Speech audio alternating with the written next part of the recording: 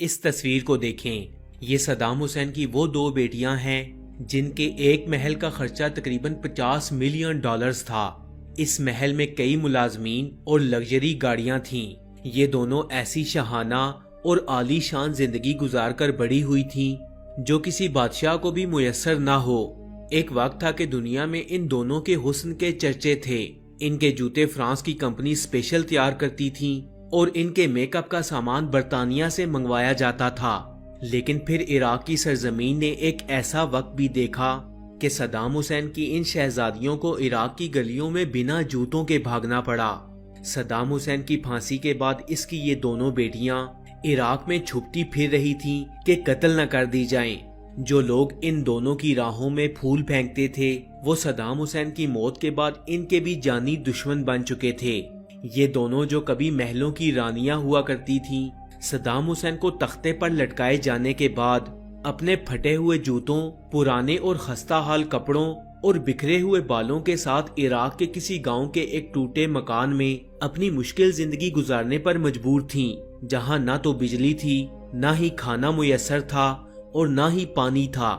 Saddam Hussein کے ایک رشتہ دار کے بیان کے مطابق یہ صدام حسین کی موت کے بعد اس کی بیٹیوں کو ڈھونڈتا ہوا ان تک جا پہنچا، لیکن یہ دیکھ کر حیران رہ گیا کہ جو لوگ صدام حسین کی بیٹیوں کی ایک جھلک دیکھنے کے لیے ترستے تھے وہ اب ان پر جملے کس رہے تھے۔ صدام حسین کی بیٹیوں رغد حسین اور رانا حسین کو مذاق کا نشانہ بنایا جا رہا تھا۔ وہ سرکاری پانی جو صدام حسین نے اپنے ملک کے لوگوں کو مہیا کیا تھا، ان کی بیٹیوں کو یہ سرکاری پانی بھی نہ بھرنے دیا جاتا۔ کچھ عرصہ پہلے تک صدام حسین کے حکم کا انکار کسی بھی شخص کی موت کا سبب بن جاتا تھا۔ آج اس کی اپنی بیٹیاں سرکاری پانی کے نل سے پانی بھرنے کے لیے بھی اس گاؤں کے لوگوں کی محتاج تھیں۔ صدام حسین اور اس کی اولاد نے جس طرح شاہی زندگی گزاری شاید ہی دنیا کے کسی حکمران نے گزاری ہو۔ ایک اندازے کے مطابق صدام حسین کے پاس 50 کے قریب محلات تھے، جن میں سے 4 رانا حسین اور 4 رغد حسین کے تھے۔ ان دونوں بہنوں کے محلات میں 50 کے قریب قیمتی اور لگژری گاڑیاں موجود تھیں۔ صدام حسین خود بھی قیمتی کپڑے پہننے کے انتہائی شوقین تھے۔ کہا جاتا ہے کہ صدام حسین کے پاس اس قدر بڑی تعداد میں قیمتی کپڑے تھے کہ کسی بھی سوٹ کو پہننے کی باری 3 سال بعد آتی تھی۔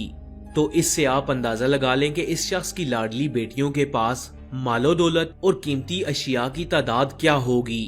رپورٹس کے مطابق صدام حسین نے صرف اپنی مونچھوں کو رنگنے کے لیے 12 ڈاکٹرز کی ٹیم ہائر کر رکھی تھی۔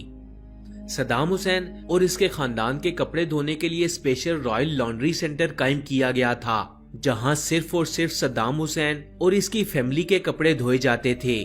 لیکن پھر وقت نے ایک ایسی کروٹ لی کہ سب کچھ بدل گیا۔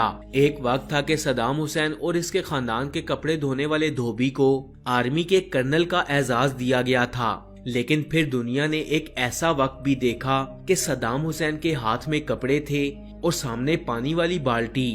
یہ جیل میں کھینچی گئی صدام حسین کی پکچر ہے، جس میں صدام حسین اپنے کپڑے خود دھو رہے ہیں۔ جس شخص کے لیے سگار بھی اسپیشلی کیوبا سے منگوائے جاتے تھے، وقت کی ستم ظریفی تھی کہ وہ اپنے کپڑے بھی خود دھو رہا تھا۔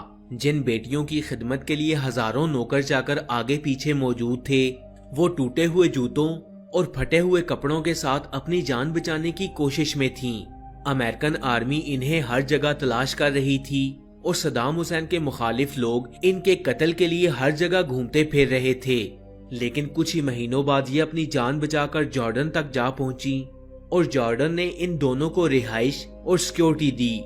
رغد حسین اور رانا حسین آج بھی جارڈن میں رہائش پذیر ہیں، جبکہ عراق میں موجود صدام حسین کی مخالف پارٹیز آج بھی صدام حسین کے خاندان کی جان کی دشمن ہیں۔